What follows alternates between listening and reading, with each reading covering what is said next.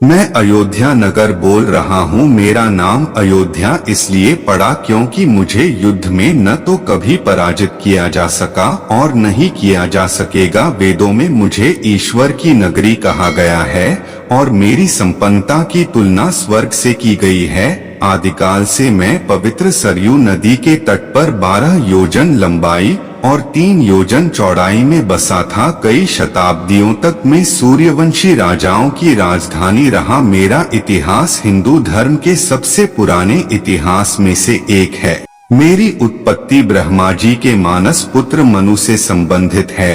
मैं और मेरा सूर्यवंश मनु के पुत्र इक्ष्वाकु से प्रारंभ हुआ था। वेदों और पुराणों में कुछ अयोध्या के नाम के साथ और भी कई प्राचीन नामों से पुकारा गया है, जैसे साकेत, कौशल, फूर, अवधरणा, श्रावस्ती और अयोध्या। मेरा नाम अयोध्या यूं ही नहीं पड़ा है, बल्कि इसके पीछे बहुत बड़ा धार्मिक महत्व है। स्कंद पुराण के अनुसार अक्षर ब्रह्मा है, अक्षर विष्णु है तथा अक्षर शिव का स्वरूप है। यदि आप वेद व्यास के हाथों लिखित अथर्व वेद के पन्नों को पलटें तो भारत की सबसे प्राचीन सप्तपुरियों में प्रथम स्थान पर आपको मेरा ही नाम दिखाई देगा। रामायण काल से मैं कौशल जनपद की राजधानी हुआ करता था, इसलिए मेरे आराध्य प्रभु श्री राम को कौशलपुर राजा के नाम से भी जाना गया। मैं अयोध्या बोल रहा हूँ। कितने ही देवता, दानव, मनुष्य और शासक घर चले गए, सदियां बीत गई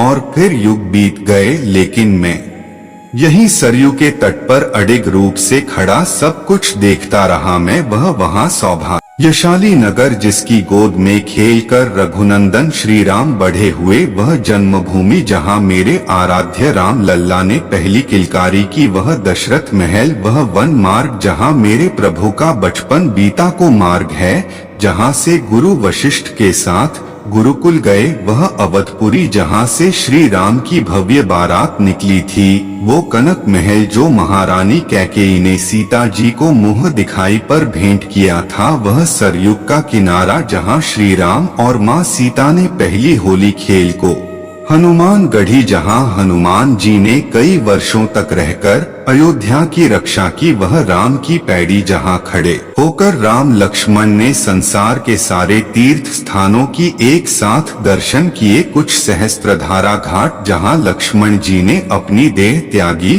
और शेषनाग के रूप में दिखाई दिए, वो गुप्ता आघात जहाँ स्वयं मेरे प्रभु श्री राम जल समाधि लेकर बैकुंठ को लौट गए। मुझसे विदा लेते वक्त उन्होंने मुझे अमर और अजय रहने का वरदान दिया था। मेरी आंखों में पिछड़ों के अश्रु भर आए थे। मैं अयोध्या बोल रहा हूँ, ये सभी कुछ अपनी इन्हीं आंखों से देखा है। मैंने मेरे प्रभु जब 14 वर्ष के वनवास पर चले गए, तब मेरी नगर का बच्चा बच्चा रोया था। महाराज दशरथ को मैंने पुत्र वियोग में तड़प तड़प कर अपने प्राण छोड़ते हुए देखा। मैं वहीं उनके पास ही खड़ा था, तभी रोए, लेकिन मैं फिर भी कमजोर नहीं, पर मुझे विश्वास था कि मेरे कोने कोने से अपनी आभा से प्रकाशित करने वाले प्रभु श्री राम एक दिन लौटकर आएंगे। वह दिन भी आया जब सबके प्राणों से प्यारे श्री राम वनवास से लौटकर आए। उस दिन मेरी भूमि पर महादीपोत्सव मनाया गया था। मेरी शोभा को मानो 4 चांद लग गए। मैंने अपनी आंखों से श्री राम का राज्याभिषेक होते देखा है, जिसके पश्चात उन्होंने 11,000 वर्षों तक राज्य संभाल और मेरी गरिमा को सजा रखा। श्री राम के शासन के वह 11,000 वर्ष जो आप सभी ने केवल पुराणों के पन्नों में पढ़े होंगे, मैं उसकी एक एक पल का साक्षी हूँ। मैं अयोध्या बोल रहा हूँ, लेकिन मेरे प्रभु के बैकुंठ लौट जाने के बाद मैंने जो अथाह संघर्ष किया, उसकी आप कल्पना भी नहीं कर सकते। श्री राम के जाते ही संपूर्ण अयोध्या पर बसने वाले मंदिर, राजमहल, घर द्वार सभी कुछ को मैंने सरयू में समाहित होते देखा। वह दृश्य में आज भी नहीं भूल सकता, जब मात्र मेरी भूमि ही शेष रह गई थी। अनेकों वर्षों तक यह भूमि यूं ही रिक्त पड़ी रही। और मैं प्रतीक्षा करता रहा इसे पुनः सुसज्जित करने वाली की। अनेकों वर्षों बाद प्रतीक्षा खत्म हुई और भगवान राम के पुत्र महाराज कुश ने अपनी युवावस्था में सर्वप्रथम अपने पिता श्री राम की जन्मभूमि पर भवन का निर्माण करवाया। सूर्यवंश की अगली पीढ़ियों तक अस्तित्व में रहा। वर्ष बीतते गए और पूरा युग बीत गया। मैंने द्वापर युग का आरंभ भी देखा और उसका अंत भी। सूर्यवंश के अंतिम राजा बृहद की मृत्यु महाभारत के युद्ध में अभिमन्यु के हाथों हुई और उसके बाद में एक बार फिर अकेला पड़ गया। तब कलयुग का आरंभ हुआ। समय के साथ धीरे धीरे लुप्त होने लगा। मेरे अयोध्या नाम को जानने वाले सभी मुझे छोड़कर चले गए। कलयुग के आते ही मेरी फिर से अस्तित्व में आने की उम्मीद टूटने लगे। लेकिन कदापि मेरे आराध्य श्री राम की कृपा थी कि कलयुग के आरंभ में एक दिन चक्रवर्ती सम्राट विक्रमादित्य शिकार खेलने मेरी अयोध्या भूमि पर पहुँचे। एक असामान्य भूमि जानकर उन्होंने खोज आरंभ की और यह झाड़ किया है कि श्री राम की अवध भूमि है। तब विक्रमादित्य ने यहाँ भव्य राम मंदिर के साथ साथ 360 मंदिरों का निर्माण कराया, जिनकी भव्यता देखते ही बनती थी। कलयुग में मुझे अयोध्या का अस्तित्व एक बार फिर लौट आया। इसके बाद समय समय पर मैंने अच्छे और बुरे दिन देखे, लेकिन मैं अधिक रहा। साल 1003 में मुगल आक्रांता सालार मसूद ने मेरी मंदिरों को ध्वस्त किया गया, जिसके बाद गढ़वाल वंश के राजाओं ने फिर मंदिर का निर्माण कर मुझे खड्डा किया। साल 128 में मुगल बादशाह बाबर के निर्देशों पर फिर मुझे कुचलने की कोशिश की गई और मेरे सर्वस्व श्री राम के जन्मस्थान पर बलपूर्वक मस्जिद खड़ी कर दी गई। मेरे राम लल्ला से प्रेम करने वालों के हृदय में यह आग धधकती रही कि श्री राम को न्याय कब मिलेगा।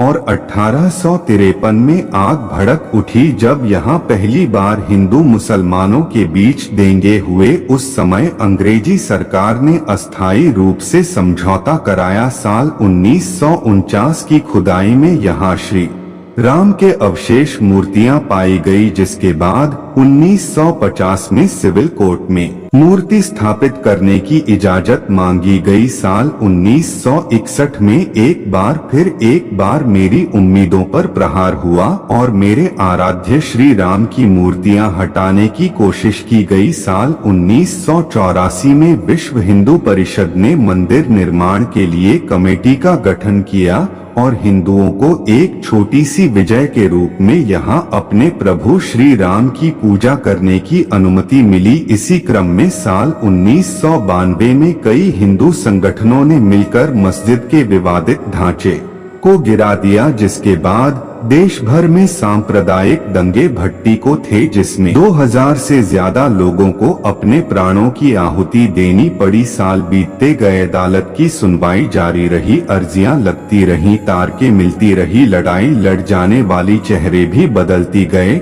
लेकिन इन सब के बीच में अयोध्या डट कर रहा, उम्मीद के साथ कि यह मेरे प्रभु श्री राम की भूमि है जो कोई नहीं छीन सकता। आखिरकार बहुत लंबी प्रतीक्षा के बाद साल 2019 में इस लड़ाई में पहली विजय मिली, जिससे मेरा रोम रोम खिल उठा जब सुप्रीम कोर्ट ने मेरे प्रभु श्री राम के पक्ष में सुनाया और 2.77 एकड़ भूमि के हिस्से को मेरे राम लला के लिए लौट आया। साल 2020 में श्री राम मंदिर का भव्य भूमि पूजन कार्यक्रम आयोजित किया गया। मेरी दूसरी विजय के रूप में मुझे प्राप्त हुआ और मेरी तीसरी और अंतिम विजय आज सभी के सामने 22 जनवरी साल 2024 में एक अद्वितीय और भव्य मंदिर निर्माण के बाद स्थायी रूप से मेरी सर्वस्व श्री राम की प्राण प्रतिष्ठा हो चुकी है, जिसकी एक झलक देखने के लिए हर कोई लालायित था। मैं अयोध्या बोल रहा हूँ। आज मैं ऐसा महसूस कर रहा हूँ मानो मेरी युगों की तपस्या सिद्ध होने जा रही है। मैं नहीं जानता कि आप में से किसी की सारी बातें सच्ची लगती है, और किसे केवल कल्पना, लेकिन मैं वह अयोध्या हूँ जिसने अपनी आंखों से इन सभी दृश्यों को देखा है। युगों युगों से इस कठिन समय को मैंने महसूस किया है और मुझसे बेहतर भला ये कौन जानता है कि लोग आते जाते रहेंगे, योग बदलते रहेंगे, लेकिन मेरे आराध्य श्री राम हर युग में, हर काल में है, हर घड़ी में है, दृश्य और अदृश्य रूप से सदैव यहाँ उपस्थित रहेंगे। और मेरी उस मंगल भवन के दरबार में देर हो सकती है, लेकिन अंधेर नहीं। जय जय श्री राम। अगर आपको ये वीडियो पसंद आया तो इसे शेयर करना ना भूलें और चैनल पर पहली बार आए हैं जिसे सब्सक्राइब जरूर कर लीजिएगा।